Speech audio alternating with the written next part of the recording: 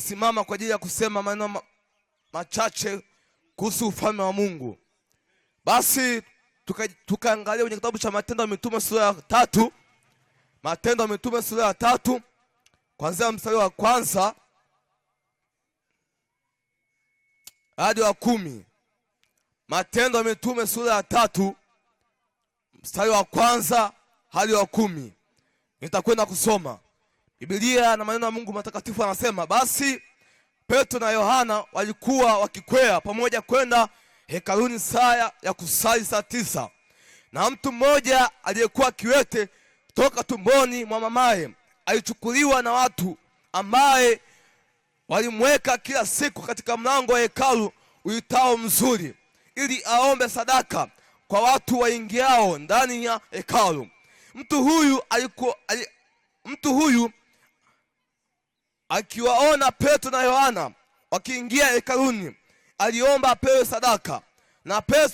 Na Petro akamkazia macho pamoja na Yohana, akasema, tutazame sisi.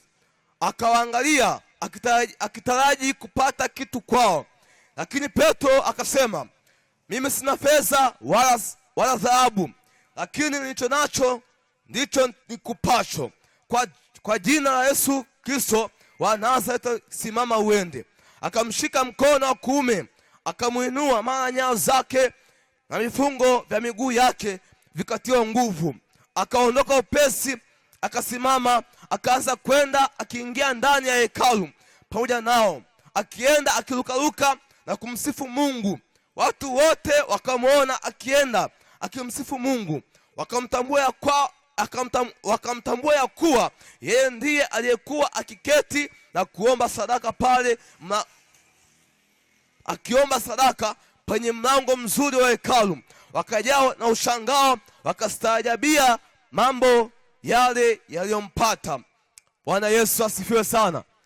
Tunakwenda kujifunza habari za kiwete mmoja ambaye toka tumboni wa mamaye hakuweza kutembea. Baada ya kuzaliwa kwake, huyu kiwete hakupata kuweza kutembea. Lakini tunaona baada ya hapo kuna watumishi wawili wa Mungu walikuwa ni tamaduni zao. Muda saa 9 walikuwa wakienda hekaluni kumomba Mungu. Lakini siku moja wakati huo walikuwa wakienda kumomba Mungu katika hekalu, wakakutana na kiwete. Na huyu kiwete baada ya kuwaona watumishi hawa, alitarajia kupata chochote kitu kutoka kwao. Lakini baada ya kuwaona watumishi hawa Petro na Yohana, wakasema kwamba tutazame sisi. Baada ya hapo, yule kiwete alipowatazama Petro na Yohana, yule kiwete alitarajia kupata chochote kitu kutoka kwao. Lakini tunaona watumishi hawa wakasema kwamba sisi hatuna chochote, hatuna fedha wala dhahabu, lakini tulicho nacho ndicho tukupacho. Wakamwambia kwamba kwa jina la Yesu Kristo Nazareti aliye hai, simama uende.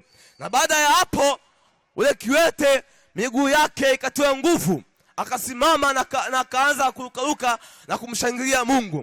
Tunajifunza ni kwamba tunaona matendo makuu ya Mungu ambayo alimtendea ule kiwete. Haijalishi ilichukua muda mrefu, hakuweza kutembea, lakini baada ya kukutana na watumishi wa Mungu wale, Mungu aliwatumia kwa viwango tofauti. Baada ya hapo ule kiwete akatoa nguvu kulingana na imani yake. Tunajifunza kwamba ule kiwete alikuwa na imani kubwa. Baada ya kuwaona wale watumishi wa Mungu wawili, alitarajia kupata chochote kitu, lakini wale watumishi wakamwambia, tutazame sisi, kwa jina la Yesu Kristo wa Nazareti aliye hai, simama uende. Tunajifunza kuhusu habari ya nguvu ya jina ya Yesu. Haijalishi umepata shida, haijalishi unapitia wakati mgumu gani, haijalishi unapata machangamoto mbalimbali, tuko leo jioni ya leo kukutangazia habari ya nguvu ya jina ya Yesu. Haleluya. Amen. Bwana Yesu asifiwe. Bwana Yesu asifiwe sana. Amen. Haijalishi unapitia changamoto mbalimbali, haijalishi uko unapitia wakati mgumu kiasi gani, jioni ya leo tuko kukupa chema za ufalme wa Mungu, kwamba tunaona kwamba kuhusu habari ya ukiwete. Ukiwete toka tangia kuzaliwa kwake hakuweza kutembea, lakini baada ya kukutana na watumishi wa Mungu Petro na Yohana, kulingana na ile nguvu waliokuwa nao, wakamwambia kwamba hatuna fedha wala dhahabu, lakini tulicho nacho ndicho tutafanya, tutakupa. Kwa kuwa yule kiwete alikuwa na imani, tunaangalia nguvu ya imani.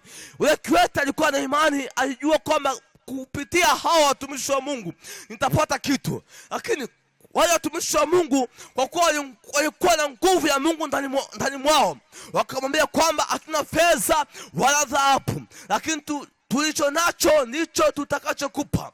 Baada ya hapo, yule kiwete akaambiwa na watumishi kwamba simama na utembee. Baada ya hapo miguu yake ikatoa nguvu, akaanza kurukaruka akishangilia matendo makuu ya Bwana.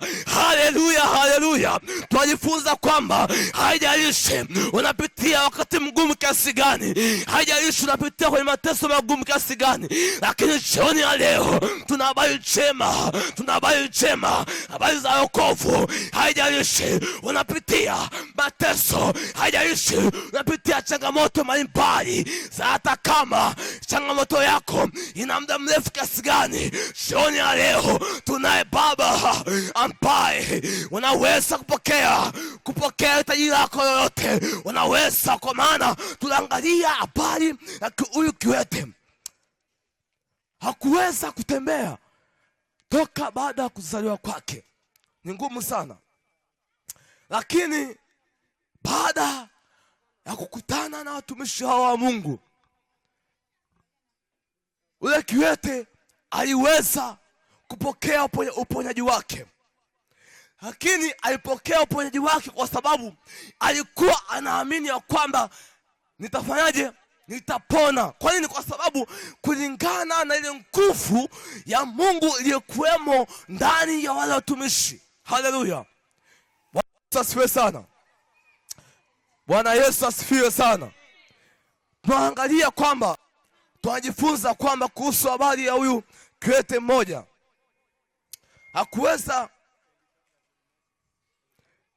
hakuweza kutembea kwake toka baada ya kuzaliwa kwake, lakini tunaona matendo makuu Mungu aliyomtendea baada ya kukutana na watumishi wa Mungu.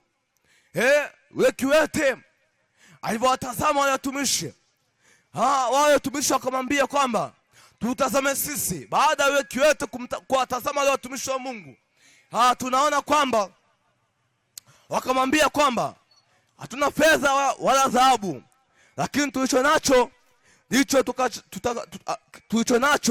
ndicho tutaweza kukupa. Tunajifunza ni kwamba baada ya hapo yule kiwete alipokea uponyaji wake kulingana na nguvu ya Mungu iliyokuwamo ndani ya wale watumishi. Lakini pia tunajifunza kwamba kulingana na kiwango cha imani, hata kama unapitia changamoto nyingi kiasi gani, haijalishi unapitia majaribu mengi kiasi gani, haijalishi watu wamekukata tamaa, haijalishi wamesema kwamba wewe hutafanikiwa, haijalishi wamesema kwamba wewe kwamba hautaweza kusonga mbele, napenda kukutia moyo jioni ya leo. Muamini Yesu leo. Yesu yuko mahali hapa. Mungu anakuhitaji. Hata kama wamesema kwamba hautafanikiwa, hautaweza kufanikiwa, leo tuna habari njema za ufalme wa Mungu. Amen. Usikate tamaa. Haleluya. Usikate tamaa. Hata kama wamesema kwamba hautaweza, ni wao wamesema, sio Mungu. Haleluya. Haleluya. Hata kama wamesema kwamba hautaweza, hautafanikiwa, ni wao, lakini Mungu wetu anatuazia mema. Haleluya. Mungu wetu anatuazia mema. Haijalishi changamoto uliokuwa nayo ni ya muda mrefu kiasi gani. Kama umesema kwamba kwenye biashara yako tuone kama utatoboa hapa. Haleluya. Lakini usikubali wakukatisha tamaa. Hata kama wamekuvunja moyo kwa namna gani, tuna habari njema kwamba inua kiwango chako cha imani. Muamini Mungu kwamba utaweza kutoboa mahali hapo. Yes. Hata kama wamekuvunja moyo. Tunaona habari ya huyu kiwete. Baada ya hapo, kulingana na ile nguvu ya Mungu iliyopo ndani ya wale watumishi, baada ya miguu yake kutiwa nguvu, watu wakashangaa. Walishangaa matendo makubwa Mungu aliyofanya. Hata kama wamekukatisha tamaa, hata kama wamesema hautaweza, lakini ipo siku Mungu atafanya. Mungu atafanya. Mungu atafanya. Na baada ya kufanya, watu watashangaa. Watu watashangaa matendo makubwa ya Mungu aliyofanya kwa maisha yako. Oh mpendwa, niko shona leo tunakutangaza habari za ufalme wa Mungu. Usikubali kukatishwa tamaa na watu. Mungu wetu anatuwazia mema. Hata kama watu wamesema kwamba hautoweza kufanikiwa, ni wa Mungu, lakini Mungu wetu ni Mungu wa upendo. Haleluya. Bwana Yesu asifiwe. Bwana Yesu asifiwe sana. Tunajifunza kusoma habari ya huyu kiwete. Hakuweza kutembea kwa muda mrefu, kwa miaka mingi sana, lakini baada ya hapo, kuna siku moja tu akapokea uponyaji wake. Haleluya. Na jioni ya leo, hata kama unapitia wakati mgumu kiasi gani, hata kama unapitia changamoto nyingi kiasi gani, ipo siku Mungu atakushindia. Utatoboa mahali hapo na utamshangilia Mungu. Utasema kwamba kuna siku moja nilipata kuona matendo makubwa ya Mungu aliyofanya kwa maisha yangu. Nataka nikwambie, usikubali watu vunje moyo. Usikubali watu wakukatishe tamaa kwa maneno yao kwamba oh ndugu yangu hautofanikiwa kwenye biashara yako. Ambie sawa, lakini Mungu amesema kwamba utafanikiwa, na ipo siku watu wataona matendo makubwa aliyofanya kwa maisha yako. Haleluya. Amen. Bwana Yesu sana. Amen. Yesu asifiwe sana. Haleluya. Ngoja nikupe ushuhuda mdogo. Mimi kipekee natokea Morogoro, lakini namtumikia Mungu Kiteto pale. Sasa kuna siku wale majirani zangu naishi nao wakanifuata, wakamwambia mtumishi, tunakupa muda mchache sana. Nikamwambia sawa. Wakanambiaje kwamba tuone kama utaweza kutoboa mahali hapa. Yaani ni sawa sawa, walikuwa watumia akili za kibinadamu kwamba wanaambia kwamba mtumishi wa Mungu hapa hautaweza kufanikiwa. Nikamwambia kivipi? Haleluya. Wakaniambia kwamba kuna watu wengi wamekuja mahali hapa, lakini hawakuweza kuchukua muda mrefu. Walifanyaje?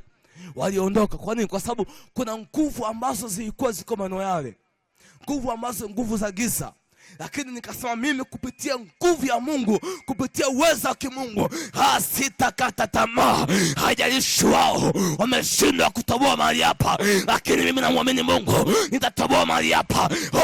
Likapozika.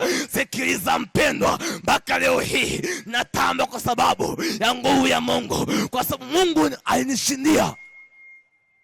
Baada ya hapo, wale ambao walisema kwamba hautaweza kutoboa maneno haya, nikwambie mpendwa, Mungu wetu anatuwazia mema.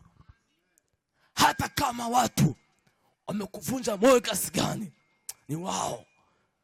Lakini kikubwa nini? Kwamba ni kupiga goti na kumwambia Baba, niko mbele zako, ninakuhitaji, unisaidie. Sikiliza mpendwa, baada ya hapo mambo makubwa Mungu aliyafanya. Sikiliza nikwambie, mpaka sasa watu wanasema kwamba ni yule mwingine. Haleluya. Nazungumzia kuhusu habari ya matendo makubwa juu ya maisha ya mtu mmoja mmoja. Kila mmoja Mungu anampitisha mahali pake. Na baada hapo Mungu atakuja kufanya matendo makubwa mpaka wale watu ambao walikuwa na kuvunja moyo watashangaa, watasema ni huyu au ni mwingine. Lakini kulingana, Mungu wetu anatupenda wote. Mungu ni Mungu wa upendo, anatuwa hata kama wamekuvunja moyo, wamekukatisha tamaa, hata kama umesema hautoweza kutoboa, lakini sikiliza nikwambie mpendwa, usikubali wakukatishe tamaa, usikubali kuvunjwa moyo na watu wengine. Haleluya! Usikubali watu wakuvunje moyo. Ni wao wamesema hayo, lakini Mungu wetu ni Mungu wa upendo, anatuwazia mema watu wote. Mungu wetu anatupenda watu wote. Yeye hachagui, anapenda watu wa dini zote. Haleluya! Bwana Yesu asifiwe sana. Bwana Yesu asifiwe. Lakini kwamba tunaona kwamba baada ya hapo yule kiwete Mungu aliweza kumfanyia matendo makubwa, na baada ya hapo aliweza kupokea nini? Uponyaji wake. Kwamba haijalishi changamoto yako ni ya muda mrefu kiasi gani, haijalishi imechukua muda mrefu kiasi gani, lakini napenda kutia moyo jioni ya leo kwamba Mungu yupo. Yeye Mungu anatuwazia mema. Ipo siku Mungu atafanya na watu watashangaa, wataulizana kwamba ni yule yule au ni mwingine. Lakini kwa kuwa Mungu wetu ni Mungu wa upendo, baada ya hapo watu watashangaa, lakini kwa kuwa Mungu wetu baada ya hapo atakufanyia mambo makubwa. Na Mungu akishakufanyia usisahau kumshukuru. Haleluya! Yesu asifiwe sana.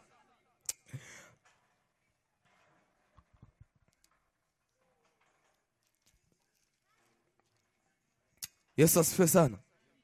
Bwana Yesu asifiwe.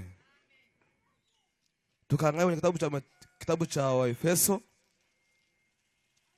Waefeso 6. Waefeso sura ya 5 mstari wa kwanza na wa pili. Nitasoma. Biblia inasema kwamba hivyo mtafuteni Mungu kama watoto wanaopendwa, mkaenende katika upendo kama Kristo naye alivyowapenda ninyi, tena akijitoa kwa ajili yetu na sadaka na dhabihu kwa Mungu kuwa harufu ya manukato. Haleluya! Tunaona kwamba hapa tunawaambiwa kuhusu habari ya kumtafuta nani? Kumtafuta Mungu. Tunapaswa kumtafuta Mungu kwa nyakati hizi, nyakati za hatari sana, lakini tunakumbushwa kumtafuta Mungu, kwamba kwa wakati zote, nyakati zote tumtafute Mungu. Hata kama tunapitia nyakati ngumu kiasi gani, tusisahau kumtafuta Mungu, tusisahau kumwomba Mungu. Maana anasema kwamba haijalishi watu wangu watapitia nyakati ngumu kiasi gani, mimi sitaweza kuacha, nitakuwa pamoja nao. Lakini hapo tunaangalia kwamba mkaenende katika upendo kama Kristo naye alivyowapenda.